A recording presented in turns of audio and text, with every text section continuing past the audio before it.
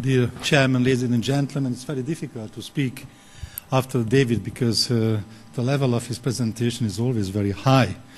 My fixed idea is to promote the use of the ultrasonic methods for testing of old and new drugs in pharmacotherapy because I am unsatisfied with the level of the use of this methodology. The pharmacotherapy is extremely important. If you look at this necklace, you can find Lyrica against the pain and Aricet against dementia, and Viagra is mentioned twice. It's very important because this is a life-saving drug. If the Aricet reminds you what to do, and Viagra helps you how to do it. So, of course, without going into the particulars, I should like to give an overview about the use of excellent intracranial methods in pharmaco trials or in how to test the new and old drugs in different kinds of clinical investigations. The first question is if the IMT measurements, extracranial ultrasound, is a good surrogate marker for pharma trials. If you, what's about the efficiency of this investigation? As for the definitions, a new surrogate marker should be easy, non-invasive, available, should require fewer resources, less participant burden, and shorter time frame, extremely important. The novels drug trials take 6, 5, or even 10 years. What's about the linkage? The quantitative and qualitative relationship should be established. And finally, congruence. The surrogate marker should produce parallel estimates of risk and benefits. And finally, individuals with and without vascular disease should exhibit differences in the marker measurements. So, if it is true, the IMT should correlate with the increased vascular risk and with the other two statements. What's about with the increased vascular risk and correlation? Already 16 years ago, a European study has already confirmed on more than 1,300 people with a follow-up of almost 3 years that the common carotid IMT is associated with future vascular risk. The thicker the IMT, the higher is the risk of the stroke. This European observation has been confirmed by the ARIC study, 6 to 9 years follow-up, 15,000 participants, and the carotid, and concluded that the carotid IMT is a non-invasive predictor of future ischemic stroke. Even this was the correlation in this ARIC study in the women and in the male, very close correlation, especially in the smaller IMT values. What's about with the second statement? Pharmacological intervention, could they stop or reverse the speed of the IMT increase? Numerous studies have been performed. The red ones, the non-red line studies shows that compared with placebo, that you can see that some study could evaluate the head-to-head comparison with two drugs. Here, for example, it turned out that the simvastatin could not stop or could not slow down the increase of the thickness, but on the other hand, the atotolazine could do this. Not only statin, but also numerous, well-organized, more than 10 blood pressure decreasing drugs were tested on IMT. But in this study, for example, you could see the difference between two antihypertensive drugs. Amlodipine had a significant effect on the IMT, but not the lisinopril. In our observation, we could confirm also this in non-symptomatic, non-treated hypertensive, relatively young hypertensive patients, almost 50 have been investigated and followed, that the successful antihypertensive therapy and not statin therapy could significantly decrease the thickness of the IMT.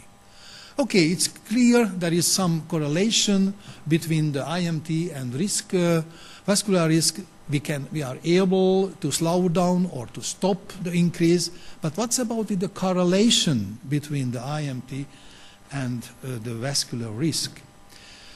The first observation 8 years ago has already made a meta-analysis overwhelmingly on statin trials and proving the IMT progression correlates well with the reported cardiovascular risk reduction using the same drug in the interventions.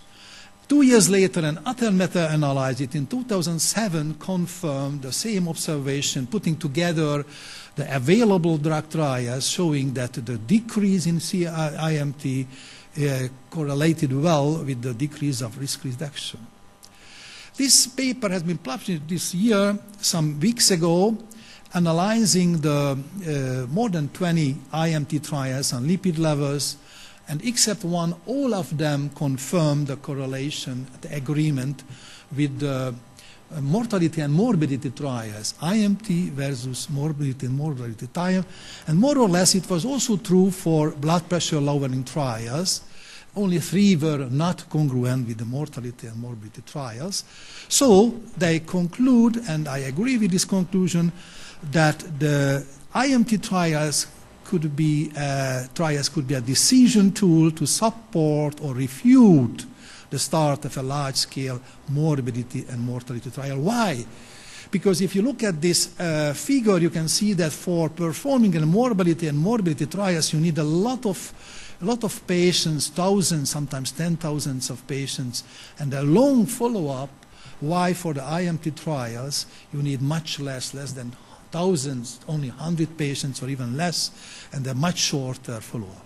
So, if we want to summarize the IMT observations, we can conclude that almost all lipid, blood pressure, and many others drugs have been tested. More than 3,000 investigation and clinical observation have been published up till now. Blood pressure level modifying trials are congruent with the corresponding vascular events. Why to perform an IMT trial with a new drug having an impact of the vessel wall? Because you can test before the efficacy of arteriosclerosis progression, because you need fewer participants, as mentioned before, and the study might take up 2 years to complete.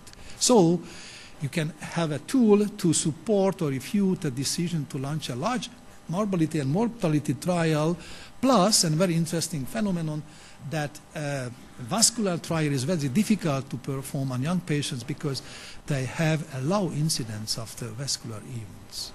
Jumping to the intracranial, I don't want to speak about the pharmacological localization because many other chapters will deal in this conference with this topic, focusing only to microembolus detection and improvement of cerebral hemodynamics in different neurological disorders using ultrasonic methods.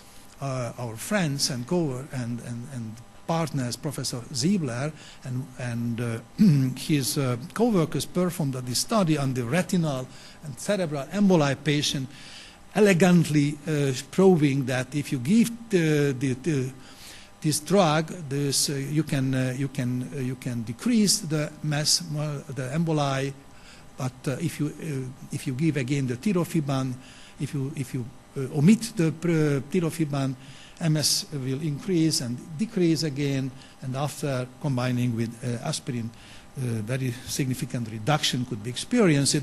The story is not yet finished because the tirofiban has been investigated even this year, but not in this retinal emboli patients or cerebral emboli patients, but after acute endarterectomy, showing that there is another domain of the neurology where the pharma trials can be performed using ultrasonic methods.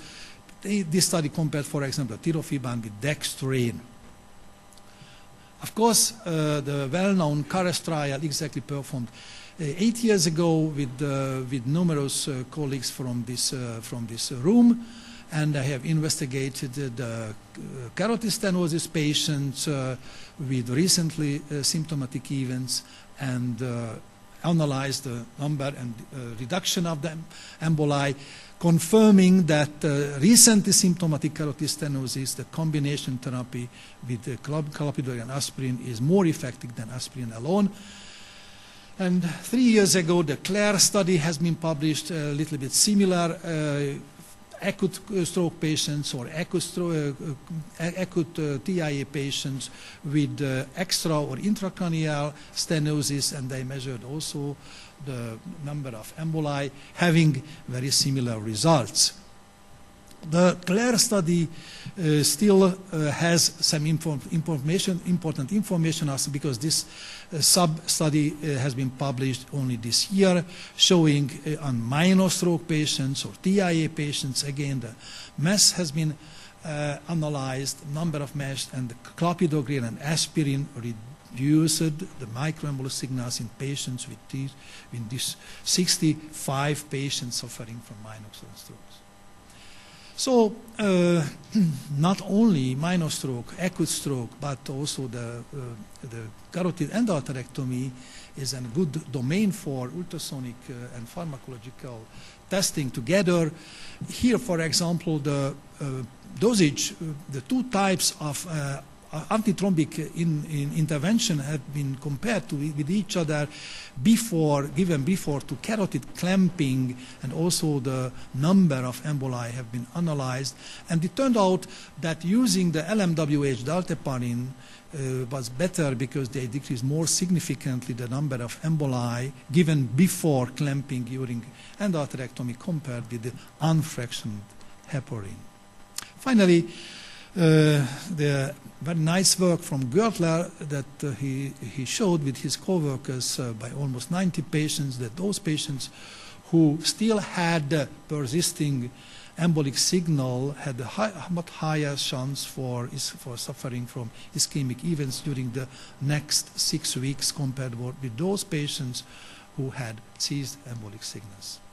Now, finally, the improvement of cerebral hemodynamics in different diseases, and after pharmacological interventions chapter, this is, for example, a negative meta-analysis showing that in spite of the previous observations that showed or tried to show that the statins might improve the outcome in subarachnoid hemorrhage patients, this meta-analysis published 3 years ago showed that unfortunately it cannot be proved by this meta-analysis. The statins had no beneficial effect on the outcome of patients suffering from subarachnoid hemorrhage. Jumping to another problem, not subarachnoid hemorrhage but intraparenchymal hemorrhage, this the single dosage of IV indomethacin has been investigated, and 2 hours after the injection, the authors could already detect the improvement of MC velocity. Also, the parenchymal hemorrhage is a nice domain for ultrasonic investigation combined with the pharmacological interventions performed by our colleague Vicenzini and others. And they could also prove that after 60 minutes of a single mannitol bolus, only 100 milliliter, improved quickly the blood flow velocity, probably decreasing the edema surrounding the hemorrhage. And migraine is a very frequent disease, and also a very good project and target for ultrasonic methods and pharmacotherapy and comparison of the effect of different kinds of drugs. I only picked up one example for proving this statement, that the propranolol, that is a preventive drug for migraine, after 2 months therapy, decreased the cerebrovascular reactivity without influencing the resting blood flow velocity. Head-to-head comparison. It's a combination with cognitive tests, with IMT measurements, an excellent example for this way of work, published this year by very elegant study comparing the blood flow velocity giving after the therapy with the lisinopril, candesartan, and diuretics, and the combination of this investigation with cognitive tests. But I should like to focus only on the cerebral hemodynamic results, showing that there are differences between the antihypertensive drugs. Beneficial effects could be detected only in this study, only by candesartan. Similar positive effect could be detected by us investigating the groups of the hypertensive patients, asymptomatic hypertensive patients during ergometer cycling. And after 3 years and successful therapy, antihypertensive therapy, we could detect the stability of the reactivity by hypertensive patients by those patients who refused or who were not willing to swallow the antihypertensive. A further worsening could be seen.